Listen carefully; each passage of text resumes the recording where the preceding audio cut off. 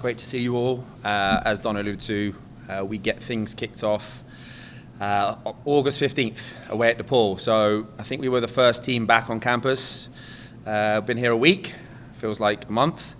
But happy to report that the group has been sharp. There's a lot of excitement around camp with some of the success of last year. Another piece for us was they knocked the fitness test out of the park, which is always, from a coaching staff standpoint, is always an indicator of the commitment and the accountability pieces over summer, where we don't see them. So fantastic effort from their standpoint, and they've really hit the ground running. So yeah, it would be fair to say a lot of excitement around the team. We get things going from an exhibition standpoint this Friday at 7 p.m. at home to Western Illinois. So that would be a good test for us to see where we're at. Obviously playing each other or playing against ourselves for 10 days. You can only look so good. Obviously there's always got to be a loser in practice. So it'll be nice to go against a different team, a different feel, and get that game day vibe back. That's what these girls are here for. That's what they train for. So very excited for what Friday night brings. Some other dates for your diary. We have our home opener regular season, September 22nd against St. Thomas from Minnesota. August 22nd. See, I told you, it's been a month, it feels like. We actually play Notre Dame a couple days before the football team travel down there, September 5th. Does that sound right? September 5th. So again, a great opportunity for us to go down to a powerhouse. They're a powerhouse in all sports, but women's soccer no different, and test ourselves against Notre Dame. So excited for that. In terms of expectations, again, like I said, the excitement is there. We're ready to go. We would like to push on from last year, where we really kind of took the biggest step forward, separating ourselves from the bottom of the pack to now competing in postseason play. And it would be a lie for me if I told you we aren't looking to push on and start competing for championships. That's why we're here. That's what we do. As all coaches that have come before me have said the same thing. We are no different. And, you know, there's reason to believe. And I've always believed, but now I've got players in the locker room that start to see winning, and seeing is believing. And so we feel we're in a good place as we go into the 2024 full campaign. So on that note, any questions? What was the biggest momentum for you? Why were you able to make that step in U2 that you feel like you're 30 now, you can make something happen? Yeah, a couple things. One, we wanted to build a resiliency where we were able to finish games. The program I took over, there was almost like a learned helplessness when, you know, even if you were playing well or winning, there was almost an expectation of, oh, here we go again, you know, how long are we going to hold this lead for? And we tried to build this resiliency, this perseverance where we could finish games.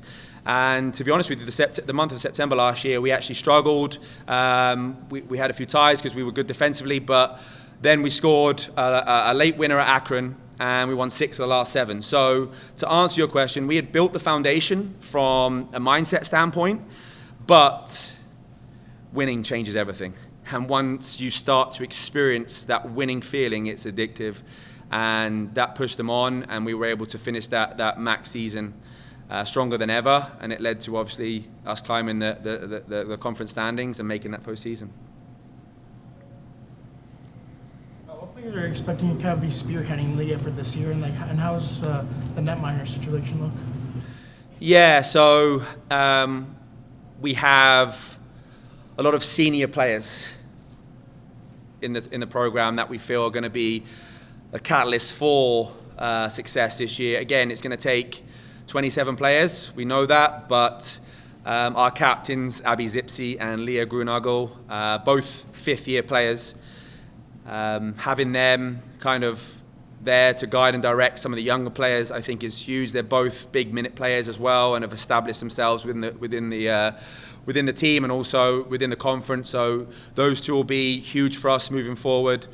In terms of the newcomers and the new players, you know, it's hard to always, you know, say, you know, a freshman is going to do this, and obviously there's excitement about them, but you know, we just want to get them up to speed with how we do things from a cultural standpoint, from a standard standpoint, and anything we get from the younger players is a bonus, you know, because it's a big jump for them. So returners, we're going to lean heavily on them and hope that the experience that they had last year, they can use to their benefit and push us forward this year. Oh yeah, go ahead. In the limited time you've seen her, Ari Purifoy, a transfer from Oregon State, what have you seen from her? What does she bring from the field, or bring to the field into this program? Yeah, in the goalkeeper position, she brings a lot of things. You know, she's obviously a fifth-year player herself, so experience, which, you know, is important in every sport, in every position. But as a goalkeeper, you have to have thick skin because you're under the microscope 24/7. So that experience that she has is going to be, you know, fantastic for us throughout the year. She's come in as a new player, but she feels like she's a returner. She's shown confidence. She's been authoritative within her position and commanding that back four. And she seems like she has a great work ethic. So a local kid that we're happy to bring back home from Oklahoma State, and excited to see what she can bring to NIU.